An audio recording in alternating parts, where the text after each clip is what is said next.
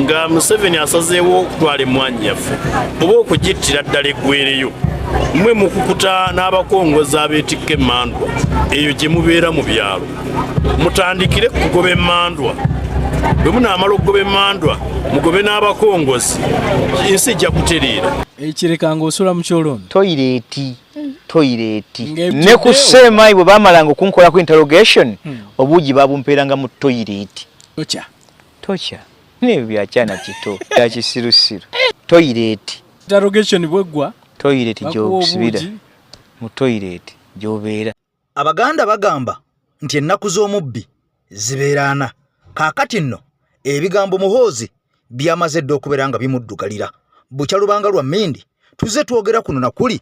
Kaakati bano abasajja omuguwa gumaze okubeera nga gubatuuka mu bulago. Kaakati nno omusajja amanyiddwa nga Kakwenza Basajja ono gwe twabagamba eyawandiika akatabo akaali kagezaako okunnyonnyola General Muhoozi era nga kano kagezaako n'okunnyonnyola General Museveni ne gavumenti yaabwe akaali kamanyiddwa nga Banana Republic. Kaakati akamuzaalira leenya ono atuuka okuwambibwa n'okutulugunyizibwa kamuzaali ebitukula amakayi byazaalira ku nsiko. Kaakati omusajja ono bwe baamusiba ne bamutulugunya n'avaayo n'alumiza nti yamutulugunya yamulabira ddala nga General Muhoozi ye yakulemberanga abamutulugunya. Kaakati nno ebigambo bikyuse. Omusajja ono yaddukira mu ggwanga lya Germany. Kaakati nno Kakwenza Basajja gavumenti yino evuddeyo etandise okumwegayirira ekuba amaviivi efukamidde ku ttaka nti taata totaasa taata taasa totta kubanga Kakwenza Basajja yagambye kaabe lubaale kaabe Katonda ateeka okusasula abamutulugunya. Ono n'agamba amanyi gye babeera abaana baabwe bakyala baabwe ne gye banywera omwenge oba baagala oba tebaagala ajja basasula. Kaakati nno bwina amaze okubeera nga afuluma gavumenti ekubye amaviivi omusajja emuyise epondoose essiga eddamuzi saabalamuzi babiyingiddemu omusajja waakuliirirwa omutitimbe n'omutitimbe gw'essente ono yasookerera okusasula mu ssente eza Uganda mu batulugunyiziddwa bonna ono bakkiriza okubeera nga bamuliyirira. Kaakati mu mbeera y'emu General Museveni ebyamba bimaze okubeera nga bizuuka. Ampuliriza ono kikakasiddwa waliwo omusawo omuganda wuliriza waliwo omusawo omuganda amusawulira era ono yamulagulira buli kimu ekinaabeerawo. Omusawo omuganda ono ava mu ggwanga ki ava mu nsi ki yabadde wano Uganda yabadde kifo ki ogenda bitegeera lunaku lwaliro. Kyokka nga mu ngeri y'emu ebyabadde mu paaliyamenti mwabirabye. Katemba yenna eyabaddeyo nga babaka abakulembeddwa mu wanga Kivumbi baluma ne bakomba kwebaza eriibwa ne bagamba nti kaabe lubaale kaabe Katonda ekyemmwanyi kifuuse ekyemmwanyi tekigenda kuyitawo ate Anitanet Amongo agenda kubeera nga akisasulira. Kati laba bwino omulala amaze okubeera nga afuluma ono ng'alaga nti abasajja bino bye babadde bakola yabadde Katemba era bano mbu baasasuddwa General Museveni okukola byonna ebyo bye mwalabye. Jjukira nakoledde akatambi nga Comrade omu yatugambye nti Anite Amongo ebigambo bino okubyogera ku muzindalo teyabadde ensobi yakikoze agenderedde olwo ngeno emu ku yabadde emu ku paati ezirina okuzannyibwa ebyo byonna okubeera nga bigenda mu maaso bye mwalabye. Kaakati nno mu mbeera eno mukwano gwange mpuliriza sigenda kubeera nga nkulwisayo ebigambo bingi nnyo ebigambo binene nnyo. Njagala nsooka nkutwaliwa Kakwenza Basajja otugenda okutandikiramu. Ogenda kutya abasajja nti gye bali nabagamba nti General Muhoozi ono be bamu ku bajjeno bembuusabuusa kati ono yakankanye dda asazeewo basasule Basajja. Ampuliriza ndi wano ndi mu kusoma ku Kakwenza Basajja omuvubuka ono muwandiisi wa butabo era amaze ebbanga nga awandiika obutabo bbanga ddene kwabula emabega kaawo yajja n'awandiika akatabo yateeka ebigambo ebyasonsomola gavumenti nga buli munene akasomako mu maaso gajjamu amaziga nga bw'aba akasoma bwati mukulu ono yawandiika akatabo akamuleetera emirerembe nga buli munene akasomako abuuza ani yakawandiise nga balaba Kakwenza Basajja ne bamutumya.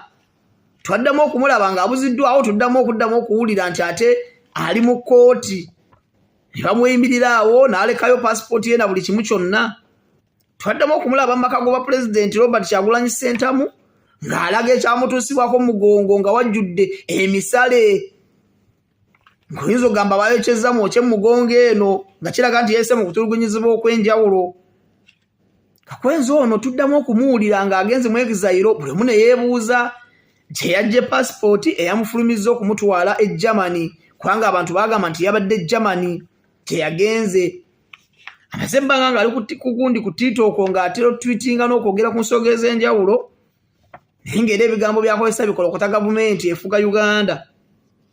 Mabegakawo twamulabyeko mu mawulire nga ayinza okuŋŋaana banamawulire e Germany n'agamba nti abantu lugunya mbamanyi gye babeera bakyala baabwe gye banywera gye batambula gyonna gye bazungira gye babeera n'abaana baabwe mmanyiyo. Yage nti nze mmanyi abantu lugunya. Asinziira e Germany eyo twagenza okuwulira ku Lwokuna nga kooti efuga Uganda kubanga yajulya yawabira omusango gw'okumutulugunya nga kooti esazeewo ekkirize nti dda kituufu gavumenti ya Uganda yamutulugunya si bya bulimba era gavumenti ya Uganda ne yeewaayo okuliyirira kyegambye nti amenye likodi okuliyirira kakwenza miliyoni 5 eza Uganda.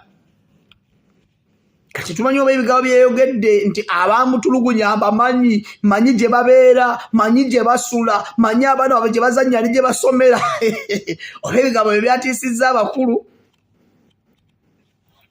tetumanyi tekitegeera bulungi naye nga bagenda kumuliyirira ekitabangawo kubanga gavumenti ezenga yeegaana okutulugunya abantu bano mu Uganda ng'egamba nti si batulugunya kireka basibe bannayo babatulugunya nga bagenze mu makomera basibe babakwata nga babawambye badde bawenyera ekikulaga nti ekiri eyo munda kikambwe naye kakwenza ono agenda kuliyirirwa ekitabangawo. Sajja ono awandiika ebutabo era musajja muwanvu ddala sajja mukolokosi mulungi ku Twitter eyo. Badde ndaba wano stories zazaayogerako zazaawandikawo ku Twitter n'ebigambo ebisonsomola byazze ng'afulumya. Tukyagenda maaso n'okwetegereza ensonga za kakwenza zino tujja omusajja ono kakwenza lukira basajja waliwo ebibuuzo bingi nnyo ampuliriza nzize nkukolera obutambi ku musajja ono ne nkugaa nti omusajja ono ekisookera ddala njagala otunulire erinnya lye. Erinnya eryo kakwenza lukira basajja erinnya liva sayidi ki? Bw'omala okumanya erinnya lino kaakati weebuuze omusajja passport yali yawambibwa era n'esigalayo mu kkooti kaakati ono ng'akyawoza emisango egyo egyali gimuvunaana egy'okuwandiika obutabo nga voola abanene mu gavumenti y'eggwanga Uganda. Kaakati n'embooge teyabuguma. Tugenda okulya nti omusajja atolose mu ggwanga Uganda ayingidde eggwanga erya Kenya kyokka ng'ate mbu gye yali togende mu ggwanga erya Germany. Ekyebuuzibwa ono yagenda ne passport ye passport eyali yawambibwa ekkooti ate ono yagifuna atya? Kaakati n'ebyo ngo bitadde ku mabbali mwenna mujjukira akatambi ke twakola tuze twogera ku bintu bino enfunda n'enfunda. Omusajja ono yavaayokko n'agezaako okunga bannayuganda bonna abali ebweru wa Uganda abalina obusobozi abasobola ono ng'agamba nti tukwatire wamu tuyingire mu nsiko tuyeekere mwami Museveni tumujje ku bukulembeze bw'eggwanga Uganda. Era ekintu kino nakikolako dda akatambi ne neebuuza omusajja ono eyatulugunyizibwa bw'ati amaanyi agajjawa n'agakunga bannayuganda abatwale mu nsiko kaakati mbu batandika okuyeekera okulwanyisa mwami Museveni. Ebyongo bitadde ku mabbali mu ngeri y'emu. Kaakati omusajja ono yavuddeyo ebigambo mbiwulidde naga nti abantu lugunya bonna mbamanyi era ono yalumiriza nnyo Jeno Muhoozi naga nja kubakolako revenge oba baagala oba tebaagala. Kaakati nno olunaku lwabadde Lwakuna laba ekkooti bwe yavuddeyo nega nti omusajja ono gavumenti yamutulugunya era balina okumuliyirira obukadde 5 wabula nga tulabye abantu bangi abavuddeyo nga bagamba nti baatulugunyizibwa abamu ne basiyagibwa abalala ne bookebwa zippaasi abalala ne bakulibwamu amannyo n'ebikolobero ebirala bingi nnyo. Tewali muntu n'omu yali avuddeyo kubeera nga aliyirirwa. Era omukyalo ono aw'akakiiko akalira eddembe ly'obuntu yavaayo n'agamba n'okugamba nti abamu ku bantu abo tebaatulugunyizibwa abamu ku bantu abo tebaliiyo abamu ku bantu abo mbw ate opposition ye batulugunya. Ebigambo bingi nnyo. Kakati twebuuza ye omusajja ono lwaki yekkayekkayi agenda okusasulwa era lwaki ye asasuddwa abalala bonna lwaki bali mu kasero? Kakati mu mbeera y'emu ampuliza nga bwe nakunyonyodde mu ntandikwa nti vidiyo sooka ogimpeera ekigalo ate okime tutambula n'omusajja omulongoosa omuluutansozi kafulu mu mbeera ekyakalubye gwe ne bw'oba oli Bulaaya nga gy'oli wali mu mayiro zifaanana zitya gwe kokona ku nnamba ye ebigambo nga bimaze okubeera nga bitereera. Kakati nno mukwano gwange nakugambye nti ebyabaddewo mu paaliyamenti ono Katemba eyategekeddwa mbu gavumenti ya Jeno Museveni okubeera nga bawuddiisa bannayuganda kaakati olwo oluvannyuma ekiteeka kino eky'emmwanyi basobole okubeera nga bakiyisaawo naye kireme kuyitawo ng'ekiri ku museetwe abantu balina okulaga nti balwanyerwanyeeko bakaayanyeeko basimbye nakakongo balemye beeganye naye mbw ate omusajja mbw abasinziza businza maanyi kaakati nga bino byonna biraga n'ebyabaddewo bamuwanga kivumbi okulembera abaka bonna ab'omu Buganda okubeera nga bayimba oluyimba lw'eggwanga n'Anita Amongo okuvaayo agambe nti abaganda tebafune numbers bino byonna byabadde bipange byabadde biseetinge njagala oli ebigambo bino weewuunye Uganda gye tuvaamu wa gye tutwala wa gye eraga ani anaatuyamba bwebanga parliament yatuvaamu dda. Bannayuganda mwenna njala muwulirize wantu wano bulungi nnyo. Ku lunaku olwokutaano parliament beereeteesa ku mwanyi muwanga kivumbi ne banne bonna nga bwe bali omuzannyo guno baali bagumanyi era muwanga kivumbi yasooka kwevumba kafubo n'Anita Amongi nga bate bagenda okuzannya omuzannyo guno. Oluvannyuma muwanga kivumbi yafuna essimu okuva wa Yoseri Lutabayisiro mutabani wa Kareekezi okumala eddakiika 4 nga boogera ku ssimu nga babawa instructions ekyo bagenda okuzannya mu comedy ono. Era buli kimu kyemwalaba yali comedy muteeketeeke ng'ogyeko owekitiibwa George Ssenyonyi atamanya bigenda mu maaso saako n'abamu abali ku ludda oluvuganya abatono nnyo bali mu Nuupu ne basigadde bona bali mu comedy. Yensonga lwaki nti omukyalo ono Naalongo Sadolin Anita Amongi yawa buli muntu yenna ali ku ludda lwa Mayiga, ku ludda lwa Finito Mpooga omukisa okwogera for the first time era ne bajja oluzungu ne bajja briefcase gwonna gwali muzannyo ogwali mubale. Byonna bimwale press conference muwanga kivumbi nga akola gade makweka nsaano olwo baali bamaze dokizala Museveni ensimbi zibagenda okufuna okuyisa etteeka eryo onena adde katemba. Wabula empooza Buganda nga bwe zitasirika bwe zitandise okwenunula zitandise okuswaza abantu. Speaker Anita Amongi emmando yamulinye ku mutwe n'ayogera ebigere badde nawo mu meeting already nga bakimanyi nti Abaganda tebabaagala era nga bwe bagambye nti Speaker Anita Amongi empooza Buganda zamwongezza ebyama. So byonna bye mwalabye yabadde katemba musasulire tekuli kyadde kitegeeza kyebadde balina okutegeeza badde bakola muzannyo gwa Museveni olw'ensonga nti badde basasuddwa okukola ebintu byonna nga balina obikola. So tebayi muntu nnakulima tekyali mu parliament kyabadde kyamakulu nedda byonna byabadde byakiyaaye. Kati nno wano wali okulya n'okkomba essowaani.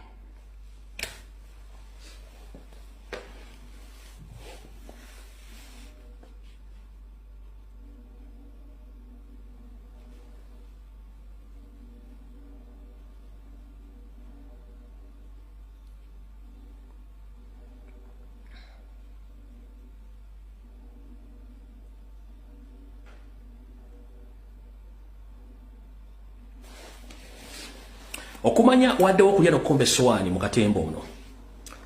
Bw'otunuulira nti musajja bw'okulu Finito teyabaddewo yamusomedde speech yabadde Dr. Bedi Bwaneka era ng'amalirizaga nti ekitongole ekyo bakiggyewo. Mayiga wasanya Kaloli Saalonga Mulengejja bwe yazze okukola statement yagikoze ku mutimbagano gwe ogwa Facebook n'ogwa Twitter. Naye wiki yonna abadde yafuna information tebagenda kuteesa n'okujja ekitongole kya UCDA.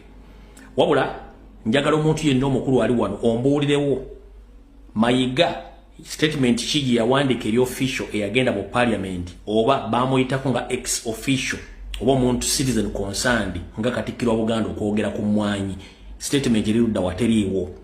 Lwaki teyagiwa Buganda Caucus egisome nga baga nti eno ye stand ya Buganda ku kitongole ky'emmwanyi oba ku mwanyi? Lwaki Buganda Caucus tebagiwa statement ya Mayiga? Lwaki yakoze statement nga ye eyawukanira dda kuzaabanne? Era statement bwe yagikoze teyanyeze ku kintu kyonna ko bonna abajolonga Kabaka ne Anita Amongi okuvuma Obuganda talina statement ina giyakoze yo nsonga lwaki yasirise bwe yatadde statement y'emmwanyi n'akavalinga ebintu byonna Anita Amongi byayogedde kubanga kyaliwe.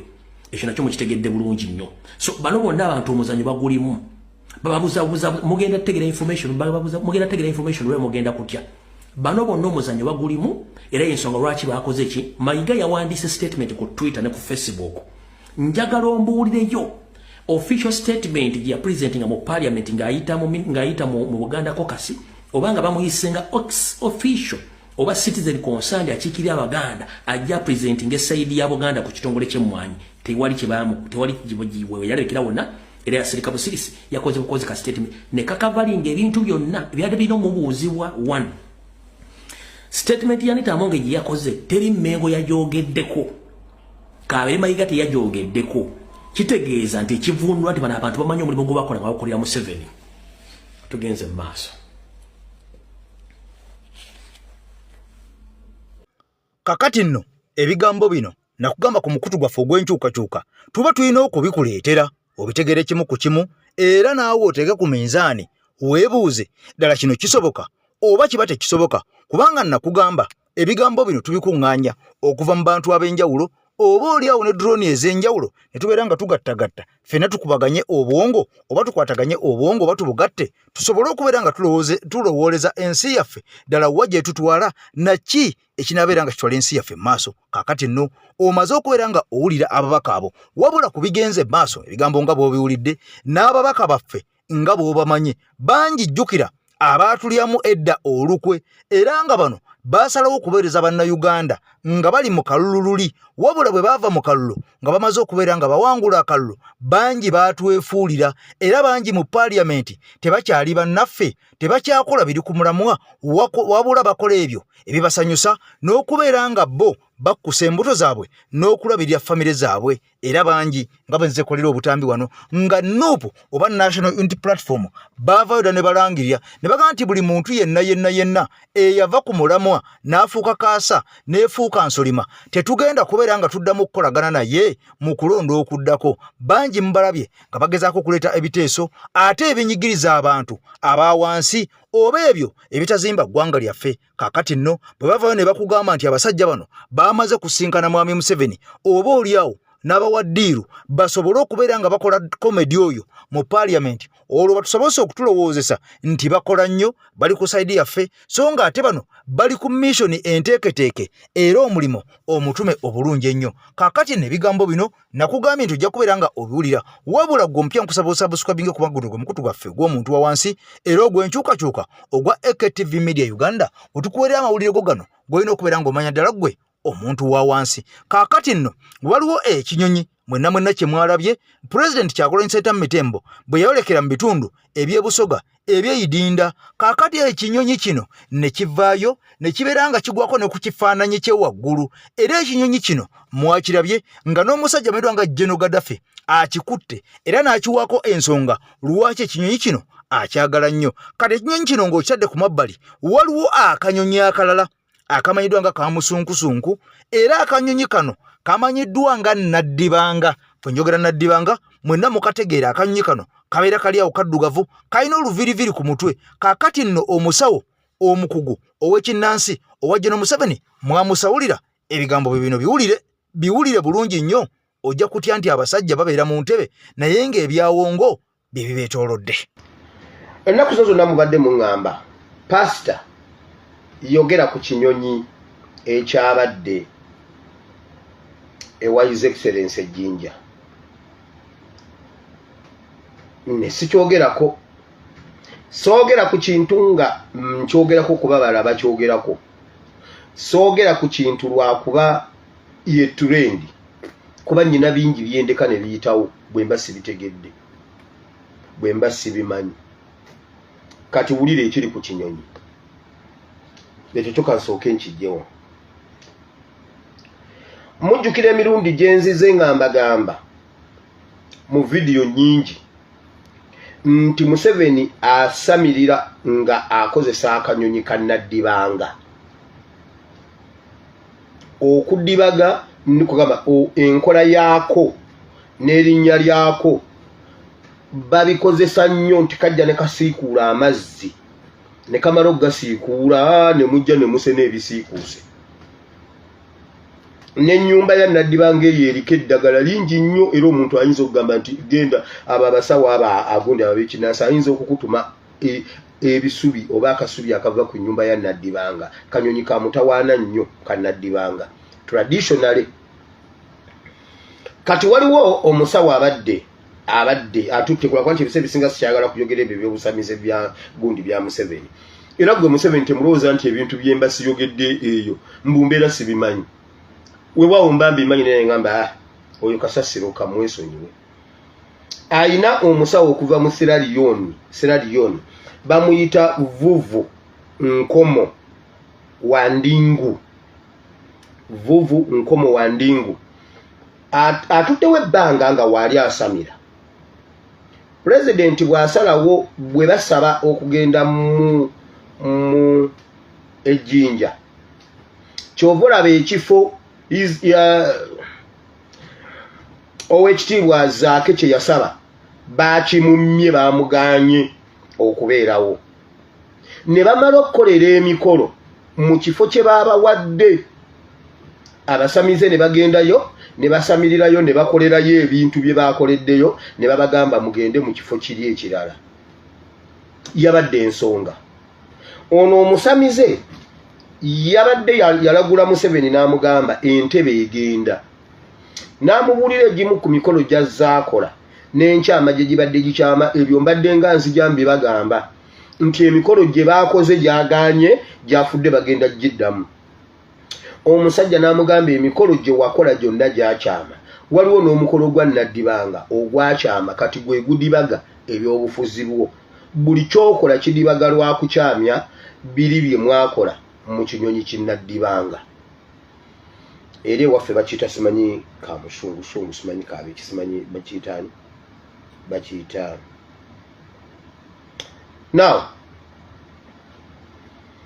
ne bakola bwe bati n'amugamba bagenda kukola emikolo emirala akanyonyi ako kannaddibanga kajje ku mikolo gya Nuupu we bagenda okubeera. Akanyonyi ako bwe kaddayo kabadde kagenda kuddayo mu kampu ng'ono omusajja nga yakoze juujuwe akanyonyi kali kajje kabeerewo kamale okubeerawo mu kuddayo kakwate ekkubo lyakudda omusajja ono basobole okukafuna kubanga byonna maanyi gali spiritual kisoboka eryo yakikkiriza eri atakikkiriza bino bikulemye. Kakati ne bakola eddagala eri akanyonyi ako nga bwe muvaawo mu kifo ekyo bagenda kuyoola ettaka naddala awaabadde abakulu including Kyagulanyi Ssentamu buli we yabadde alinnya waati wonna wonna nga balabawo nga balambawo nga bwayimba nga bwadde eno nga wonna wonna waakiri ne bwe lubalubaawo balukolokoteko akaliba ak'okungulu bayole n'ettaka olw'abantu abangi ababadde ku ground eyo. Kaakati bwe zaagenza okuleeta ekinyonyi wazze ekinyonyi nga kirala era ekinyonyi ekyo ne kiremerawo ne kitaddayo.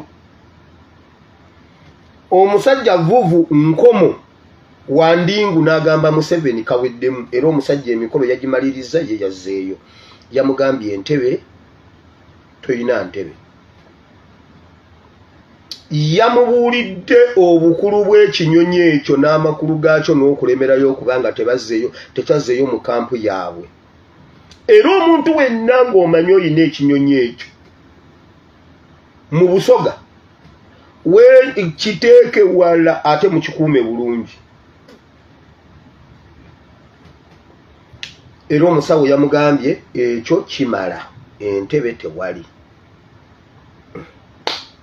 Era yamukakasiza nti entebe egenze. Yamugambye senga Naddibanga yeyazze omusajja yabadde agenda kuddayo ku livansinga mikolo gyonna. Ojjukira Naddibongo oyo ne mu biseera bya ono omusajja mukwano gwa Moyani waliwo omusamize yakukola tenye kati yani ani amujjukira oyo omusajja oyo bali bamuyitaani nane njirabidde nobyerabira nti enkuze mpangalidde mu struggle n'okula ndayambaje mujjukira ku biseera bya ndayambaje nga bakozesa nnyo Naddibanga oyo. Kati omusajja yamugambye sigenda kulimba sigenda kukola ki emikolo egyange giwedde senga Naddibanga yazze n'akomawo mbadde nkutaasa. Era omusajja tiyalidde ssente ze n'amusiibula naye Museveni akyalemeddeko. Waliwo awalala we bamulifaalinze oba mu Namibia oba awo mu West Africa awo ayagala kukola apiiru naye nga kyekyo ekiri ku kinyonyi ekyo era kirina kikwate bulungi. Kakati nno waliwo ebigambo by'oyinza okuwulira n'osalawo n'ogakambye tunulira ebitundulizi ng'ekyamazima eky'okubyogerako okinoonya tokiraba ng'okinoonya naawe kikubuze wabula ng'olina kutunula butunuzi kubanga abasajja bangi tubalabye naddala abo abagagga naddala abo abali obulungi oba oliawo n'abo abali mu bifo eby'enkizo oba ebifo eby'enjawulo nga beeraguza enkya n'eggulo era abagagga bangi mubalabye nga babakutte abamu ne basibwa nga kigambibwa nti bano bakola nnyo zisaddaaka nga z'abantu era okuva ddala ku baana baabwe abalala mubalabye basaddaasa famire zaabwe abalala mubalabye basaddaasa abantu b'okubyala ate gye bawangaalira kaakati nno ebigambo bino byandibanga oba oliawo bikwataganira ddala bulungi nnyo n'ebigambo bino omusajja byategeezezza byayogedde eby'omusawo ow'ekinnansi laba ate babamujja mu ggwanga erya Sierra Leone ne bamuleeta paka mu ggwanga erya Uganda okubeera ng'ono mbw'alagula n'okusawula General Museveni asobole okubeera mbu nga yeenywereza mu ntebe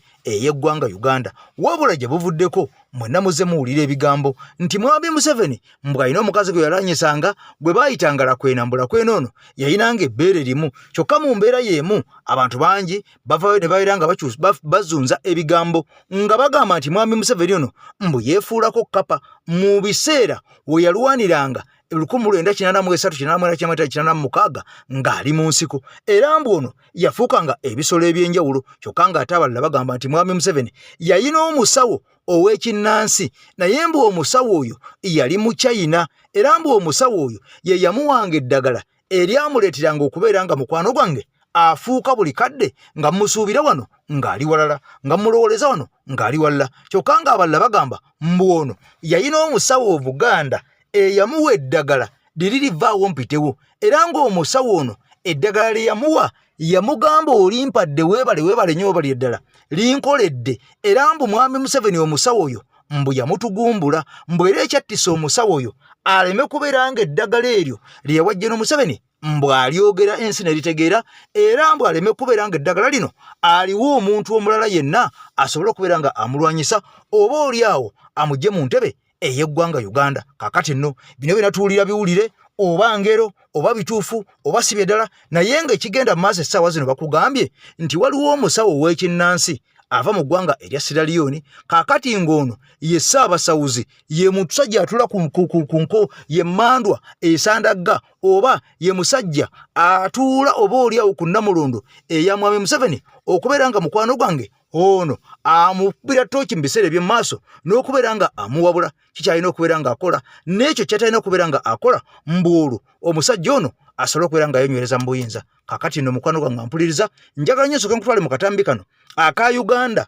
okuvaayo ne yeegatta ku ggwanga erya Russia kaakati ono yamaze dde okufuuka patena mu byensuubuligana ne mu bintu ebirala era ng'akaseera mpaawo kaaga mugenda kuwulirira ddala nga Uganda efuuse memba omujjuvu owa BRICS era gali amawanga ageyawula ku mawanga aga Bulaya kati kino kyolawa Uganda ebigambo bino njagala obiwulire ampuliriza nga video giwadde ekigalo era katuve mu bubaka buno oba omulongoosa omuluutansozi kaakati ntwala butereevu mu BRICS omanye Uganda ekkubo lyekutte nti eno emaze okwawukana ku Amerika Bungereza Bufalansa n'amawanga ga Bulaya amalala Ebigambo bino bituuka eri omuntu yenna ng'ebizibu byakukwatira mu manvu ng'ogezezzaako buli wamu okubyetakkuluzaako wabula n'okootakoota mu gaabwanda. Omulongo wa Swanga mu Luutansozi akusabye okkalire kubanga Zebulembe okukunaazaako amaziga ng'oyota ku byoto bye kafuumuula bibamba. Wewenna ng'ogobye ku mpapula ezifuluma eggwanga nga byagaana. Koba ebweru wa Uganda ng'obutuuze bugaanye. Amaka gakulemye, emirimu gitabuse bizinensi ekunyiye. Omulongo wa Swai mutuufu okukuwonya embeera yambula butuulo ng'agenda kukumira ku byoto. Kuba ku ssimu nooti 752228 nooti 910 awo mube butoola n'omuluutansozi olwo yalambulula ebikutte entimba n'emigadde wanaakuwunzikira nga weeyagala ng'ebiiri gye ebitannaba kugwa kyankooto.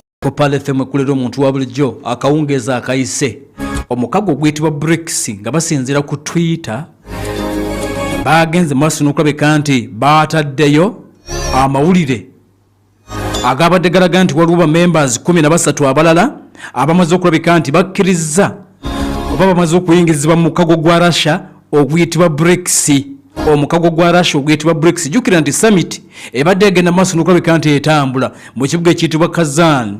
Abakulembeze b'amawanga kumpi 3 mu mukago okwetoola ensi yonna be bagenze ne bakyalira Vladimirovich Putin.